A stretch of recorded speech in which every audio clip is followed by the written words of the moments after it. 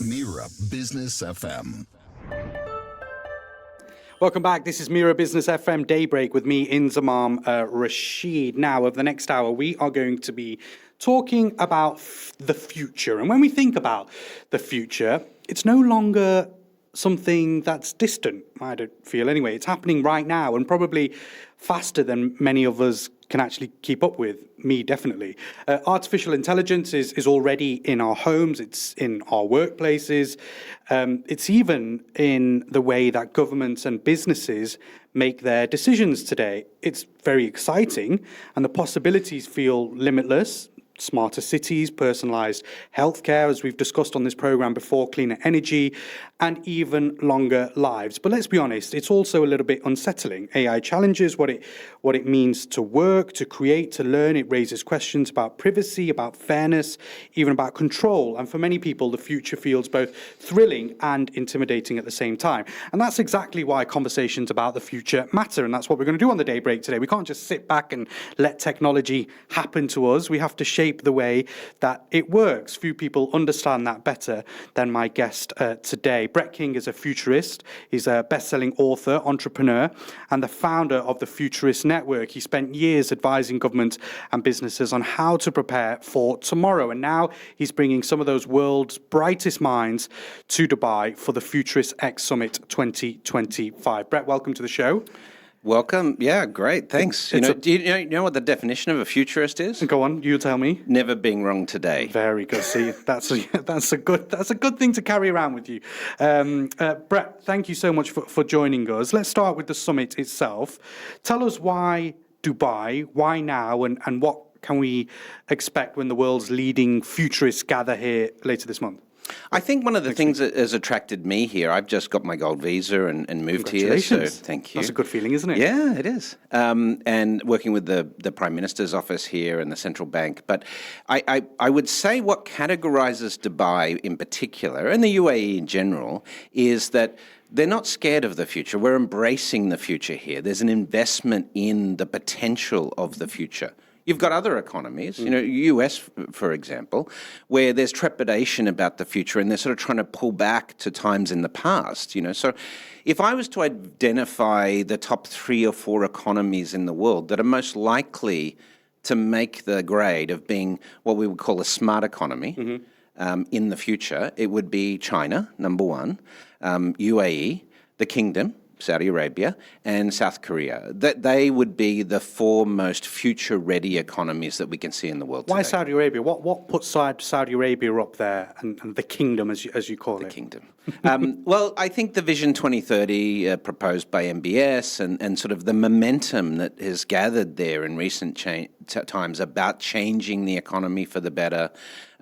There's massive investment going into smart cities with NEOM and the line and so forth. Yes, it's scaled back a little bit, but still their ambitions are clear that they want to be in that space. But let's be honest, they're still behind the UAE because the UAE's been doing this now for 20 years, right? And the momentum's gathered here, potentially. We'll come on to the summit in a bit, but I want to give the listeners an opportunity to get to know you a little bit. For those who may not know you, tell us a bit about your journey from a fintech pioneer, essentially, to this global futurist and founder of the Futurist Network that you've put together.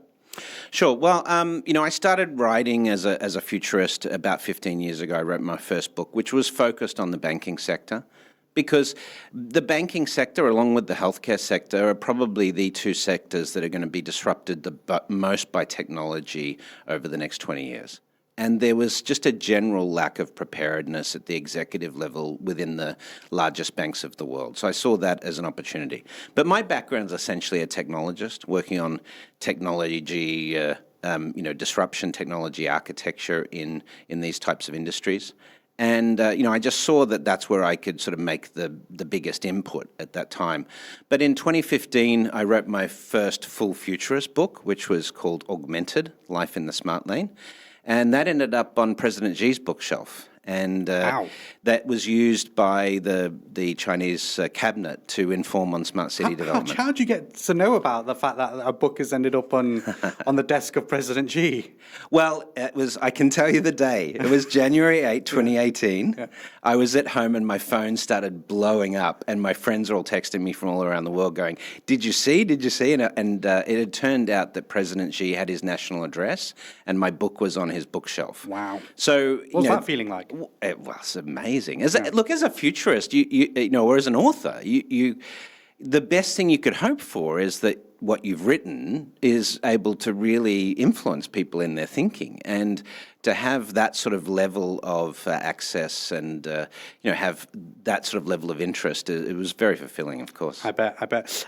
Let's talk then about Dubai and how Dubai came on your radar, and in your years as kind of working in the fintech world and then transitioning into the kind of futurist world.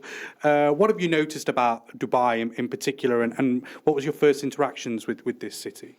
No, I lived in Dubai from 2005 to 2009. Okay.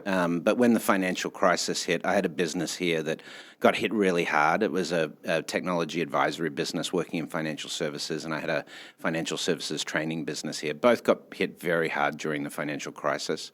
So I actually took a year off and wrote my first book. Amazing. So it turned out to be fortuitous. But I think just having been exposed to Dubai since the mid 2000s and seeing the level of energy and the level of commitment, one of the biggest pieces is sort of the Emirates ID, the e-government services layer, all of those things. Let's be clear, that's one of the most advanced digital identity infrastructures in the world today. And if you're looking at things like longevity services in the future, advanced healthcare systems, you need that type of core infrastructure. And I don't think many Emiratis or people even living here understand how critical that's going to be to speeding up development and leverage of technology in the future. So what was it, excuse me, throughout the last 20 years that you've essentially kind of had a foot here in Dubai? What have you seen over the last 20 years of how Dubai has developed itself and has become this global leader when it comes to, talking about the future and talking about innovation and talking even about kind of artificial intelligence and how we are going to operate as humans in the future? What has Dubai specifically done over the last 20 years to get to where it is today? Well, we have we have a Minister of the Future, Her Excellency Huda Al-Rumi. We have, an AI infrastructure with Mira and, His Excellency there. So we have really built into the government infrastructure now, these key elements to take advantages of this technology, evolution. Let's put it in very simple terms.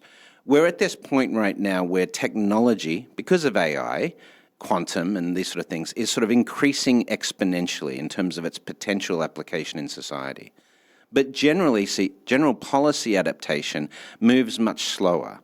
Where UAE has an advantage is we've put in place particular cabinet positions and particular structures in the government to really look at minimizing that gap between the technical possibilities and the policy adaptation at a governmental level.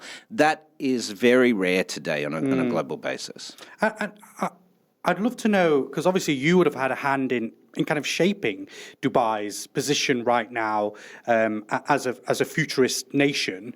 I'd be interested to know, at the time when all these decisions were being made about having an AI minister and having, a future minister as well, were these kind of risks being taken at the beginning? Because it was essentially leading the way. It was one of the first countries in the world to kind of offer these roles within government. Were they kind of taking a risk, or were they taking, an informed decision to make these roles? Well, I think it's just that forethought, right? When we talk about the future in terms of adaptation, we don't talk about predictions, right? We talk about forecasting. In fact, the core discipline of a futurist is what we call super forecasting, the ability to forecast out 10, 20, 30 years and then sort of put in place adapting policies for that. So, the UAE sort of applied this technique starting probably about 10, 15 years ago to sort of say, what is the potential areas where Dubai and the UAE can differentiate on the global stage as an economy, to attract talent in the economy, to attract direct foreign investment, all of those sorts of things. And it's now shown to be a very significant decision in terms of sort of that attractiveness. This is why you have people coming here. It's the same with crypto and other things like that. Other countries are still really pulling back on some of those things. They sort of have more of a position of, if and when this really starts to bite, we'll put some things in place. But let's face it, even in government, it takes many years to get this type of structure in place. So if you haven't already done that, you're probably going to be caught with your pants down, as they say, on AI alone, right? And when we do compare Dubai to other countries, which you also travel to, and I'm sure talk in about your role as a futurist. What is it about Dubai and the UAE in particular that is just streets ahead to other nations? I mean, I think of the UK, which I feel is so far behind in comparison to the UAE when we're talking about the future and adapting for the future as well, but also bringing in those elements which are going to enable us to operate in the future. What is it about Dubai which has made it streets ahead to those other nations? I would say cultural and technical agility, right? It's the art of the possible that you're really looking at for future adaptation. So you want to be able to explore and have that freedom to invent and sort of try new things. But in heavily regulated markets where, you have this sort of reversion to the mean, where you're sort of trying to keep people who want things not to change and people who want things to advance, you're sort of trying to manage that. It's very difficult because, even this morning on social media, I was engaged in conversations with people who are protesting the potential for a digital identity. And yet the reality is, if you can just extrapolate where we are today and where we're going to go over the next 5 to 10 years, having access to your genome, your blood work, these sort of basic biomarkers in your health data, and being able to, put this into an AI so you can get optimized healthcare is an obvious path of innovation that we're going to have. But you can't have that without a digital identity structure. Right, so you have these people, there's fear about how the government's going to use this and so forth. But at the same time, if you can extrapolate where, these technologies are going to take us in terms of life improvement, then that's just sort of part of the basic infrastructure. I mentioned in the opening that it is a bit unsettling for a lot of people. Particularly perhaps a bit of an older generation who are, kind of have their routine and are in their ways a little bit. How much of the onus have you taken as a futurist leader, to try and persuade people and help people understand the benefits and the positives actually outweigh the negatives in this case? Well, one of the great examples of this is where we're at on the path of longevity right now. So we have a couple of really interesting speakers at the event. Dr. Andrew Hessel, who heads up healthcare for Singularity University. He's a geneticist who's working on next generation CRISPR and synthetic biology. Really, really interesting guy. And Zoltan Istvan. And Zoltan is the head of the Transhumanist Party in the US, ran for president a few years ago. Both of these guys are going to come and talk about longevity technologies. Okay. So by 2036, we expect to reach longevity escape velocity. Have you ever heard that term before? Please explain.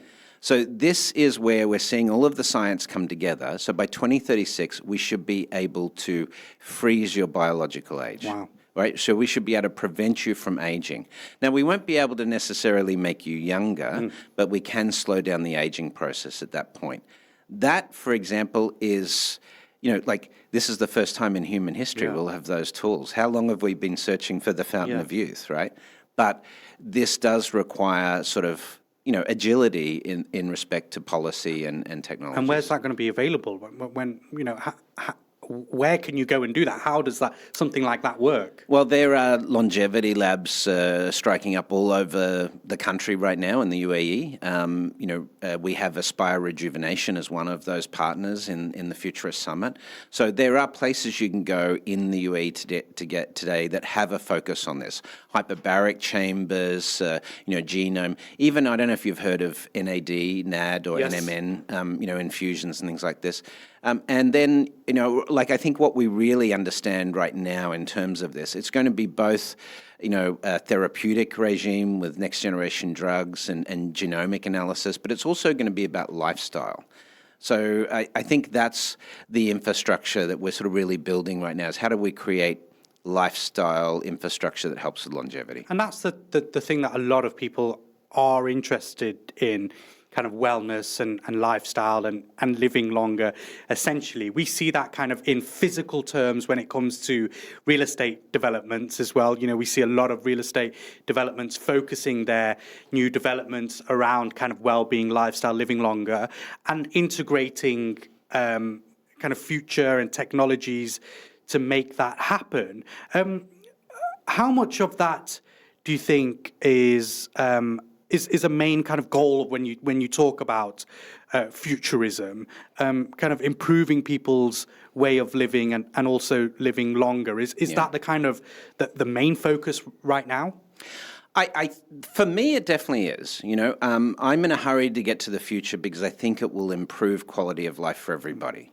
Broad technological changes, but to be clear, we're going to have to get through a period of disruption. It's a technological disruption, as you've rightly pointed out, but probably economic and geopolitical disruption as well. The economics that we have today really won't survive in their current form. AI, for example, AI's core intent, or one of the core intents from the market, is to eliminate the need for humans on the factory floor and driving taxis and things like that. So it has the potential for large-scale technology disruption or technology unemployment. But at the same time, we should be able to improve the quality of life for everybody, make healthcare much more affordable, access to the best type of education, have a personal AI that can help you manage your finances and things like this, as well as your health. So, in the longer term, we enter this period that economists call a period of abundance, but it requires different sort of economic thinking, really. And all these kind of things, and you mentioned some of them already are, pretty much going to be available from next year. Some of these kind of techniques of being able to live longer using the technology. But this has been long in the making, in the planning, hasn't it? This is not just, yes, it feels like it's creeped up on us, but it's been long in the planning. Yeah. So when we refer to artificial intelligence, we can actually go back to 1950 when Alan Turing proposed a test for what makes a machine intelligent, right? And we've called this the Turing test. Yeah. And OpenAI passed the Turing test back in April of this year, with their previous, technology, previous models. So we're only going to get better at that.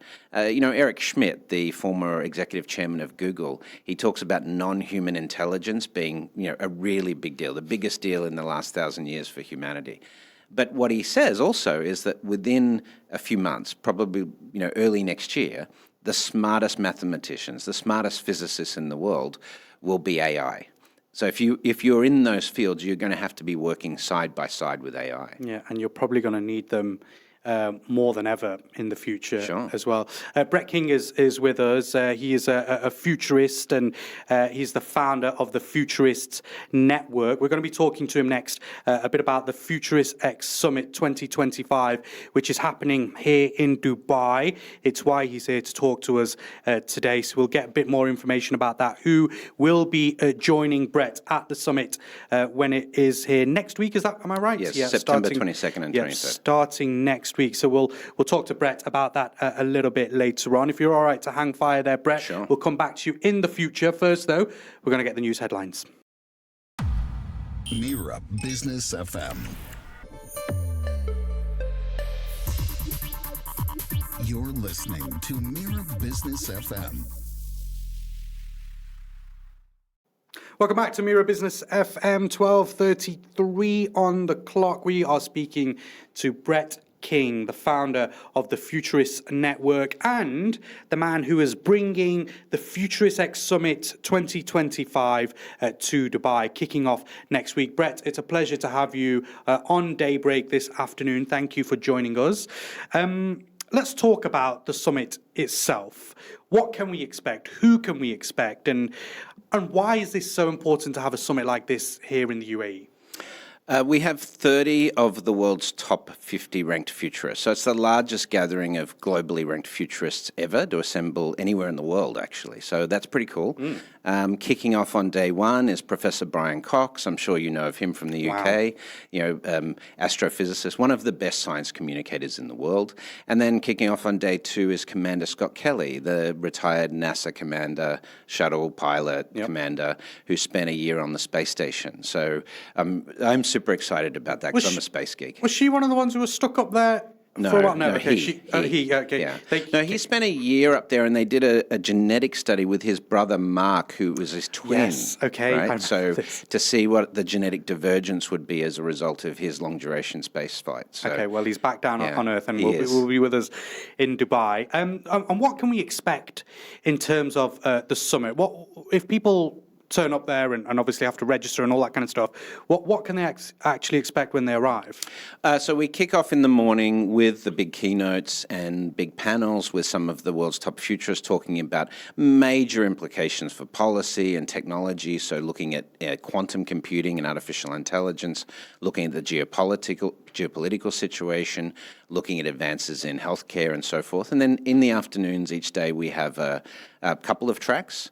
MasterCard is our supporting partner for this, so we've got the red track and the orange track, and that will then provide some specialization. So day one is on emerging technologies, so it's going to reshape the planet, and day two is on the organizing principles we'll need to manage this.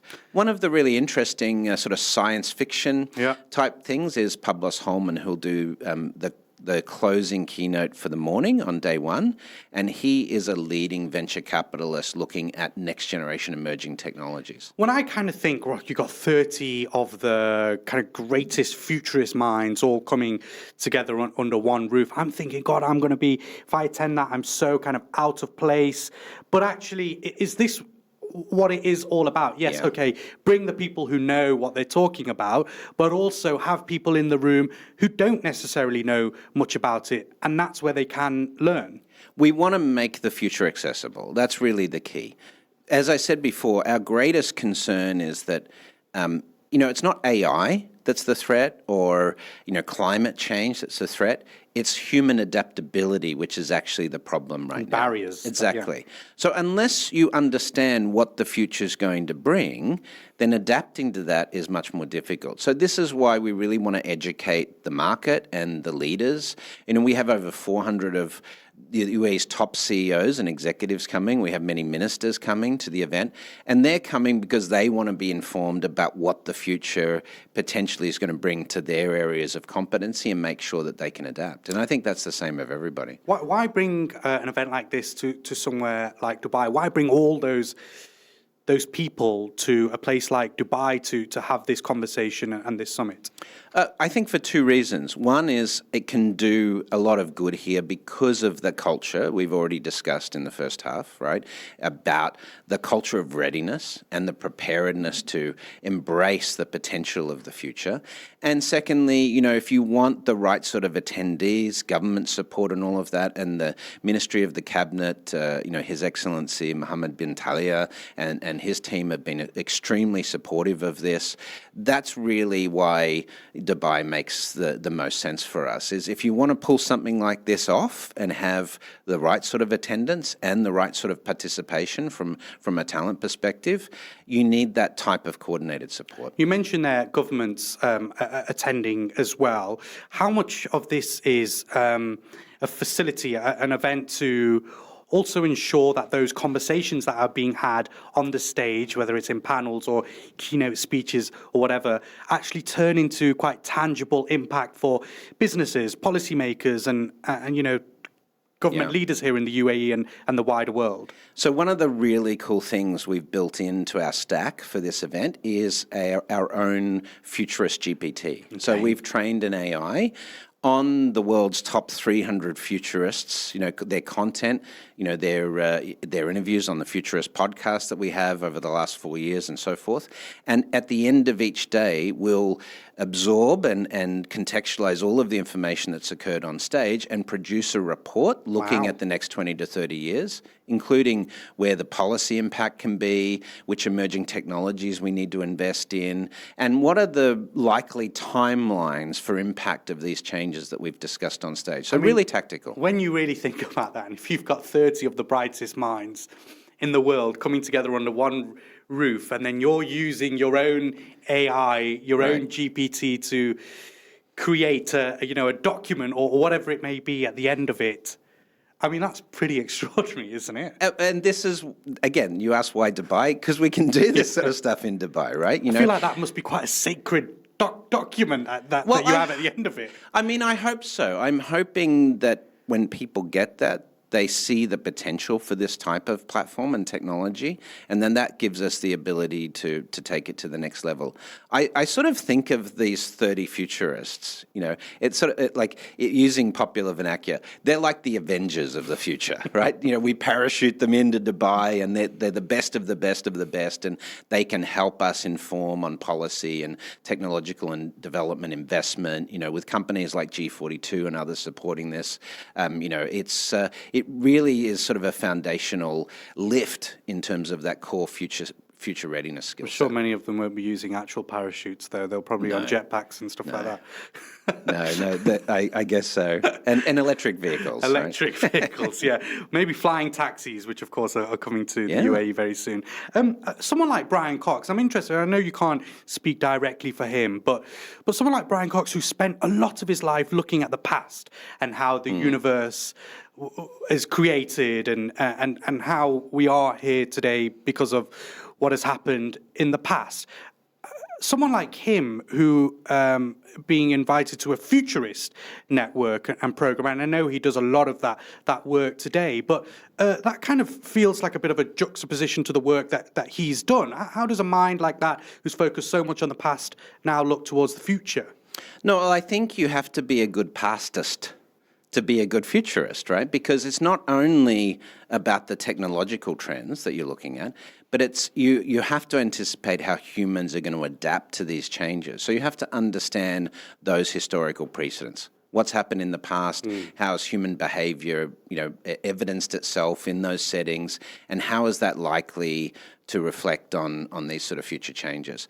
Brian's actually going to be talking about how the advances in understanding black holes and quantum information theory, I know it's getting technical, is going to advance human understanding and how that may play into the future. And that in itself, I'm a geek on this stuff, so I love that sort of content. I wonder whether you should do a Brian Cox versus ChatGPT and see who actually is smarter. I think he'd be up for it. I think he would. Yeah, he's pretty smart. He's a pretty clever guy. Yeah. You know about the UAE's ambitious goals of becoming an AI-driven economy with 20% of non-oil GDP from AI by 2031. That's their aims. How do you kind of see this summit in particular contributing to the UAE's national vision of where it wants to go? On energy transformation specifically? Well, on kind of on AI, on kind of its role as a leading country when it comes to future. Well, it's really interesting. When you talk about AI, we have to talk about energy. Yeah. Because we're now measuring AI data centers in gigawatts, right? So the big OpenAI project here, we're talking about a 5 gigawatt data center. Colossus, which Tesla and Elon just launched in the US, is a 1 gigawatt data center. So you have to have energy transformation to be able to have AI transformation, actually. And that's something that you obviously see as a key framework here in the UAE. But just to sort of put it in context, China will have deployed this year and last year over 500 gigawatts of solar energy.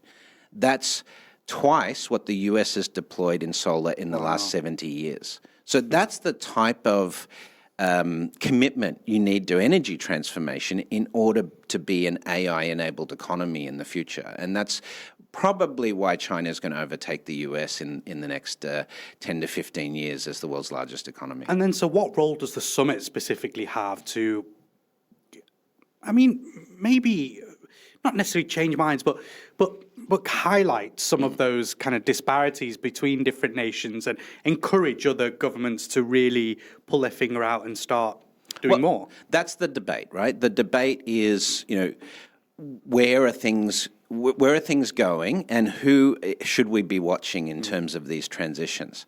Again, I celebrate the UAE's positioning on this, the fact that they're open to this type of conversation. It would be much more difficult to have this conversation in some other markets, particularly at the moment.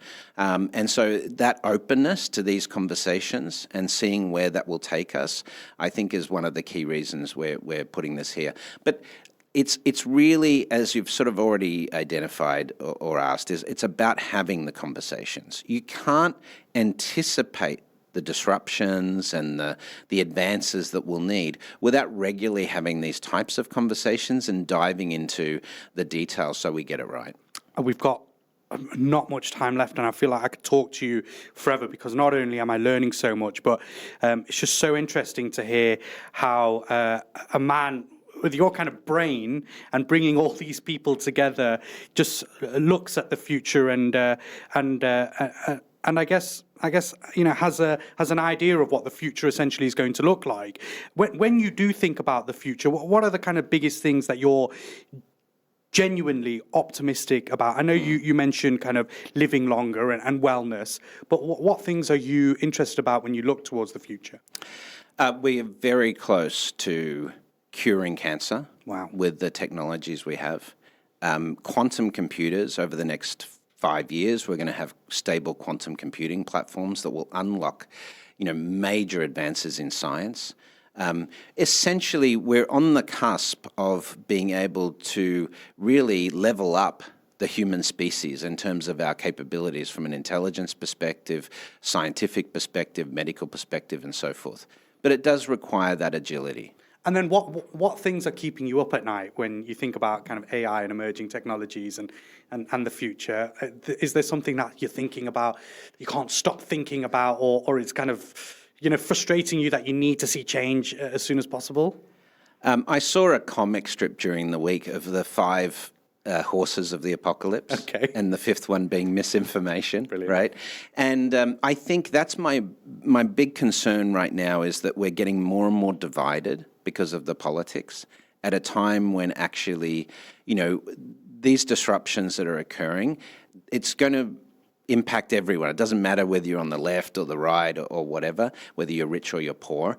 But the potential for that disruption is critical. So we have to have consensus-based mechanisms more than ever, and not just at a local level, but on a global level. Climate change, as an example, you can't have a national policy on climate change. Infrastructure resilience, all of these things.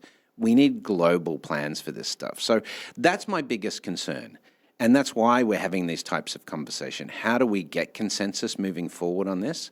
And how do we start to help people understand the transition that these technologies and changes are going to mean for us? Let's fast forward 10, 15 years, and if we get it right on AI in the future, what might daily life, let's take Dubai, for example, what might daily life look like in Dubai, and what would it look like if we get it wrong as well? Look, I think the biggest thing is in the 2040s, when I come to you and say, hey, what do you do? Right? Your answer is not going to be about what puts food on the table. It's going to be what you're really passionate about, what you think can make a difference. Because the core infrastructure of the human systems, providing food, healthcare, education, will largely be automated and be essentially free. And that's the huge benefit that will happen. So then that means, as humans, we get to really do things that are meaningful for us. Dave Shapiro, a futurist out of the US, calls it the meaning and purpose economy. And that's what really excites me, is what can humanity as a species do without the brakes taken off by, sort of legacy economic thinking. All I heard there was free food. I've got to, and I know, you don't carry a crystal ball around with you, but on the flip side as well, if we do get it wrong, and I know that's obviously not your aim and not the aim of bringing all these people together, but if we do get it wrong, what does that also look like? Well, this is why we keep talking about evolution of economics, and smart economies is a big topic of the event. Because if we don't sort of change our economic systems thinking, then you have large-scale techno-unemployment as a potential, and you have massive inequality, where you have these trillionaires amassing wealth because of AI, but that wealth not being able to be distributed well in the economy because all of these jobs, grassroots jobs, have been taken over by AI. That's the biggest threat that I see over the next 5 to 10 years, but it requires us thinking about what's the next system economically? And I'm not talking about socialism or communism. I'm talking about net new economic thinking, circular economies, donut economies, this type of thing. There was a really interesting piece of research done in the 1970s that predicted that AI and computer automation would crash our economic system and our resource system in the 2040s if we didn't sort of change the system. And unfortunately, we're on track for that. Because think about it, if we've got AI factories and all of this that can just spit out new iPhones and new electric vehicles every minute of every day on an automated fashion, we could just consume all of the resources on the planet, autonomously, and that would be a massive disaster for us. So we need to think about this transition in this state and think about what is really the purpose of the species. Brett, it's so fascinating speaking to you. Thank you so much for your time. Just remind us again about the Futurists X Summit 2025, when that's happening, where it's happening, and also how people can get involved. Sure. Check out futuristevent.com for information on the event. It's September 22nd and 23rd at the Mira Beach Hotel.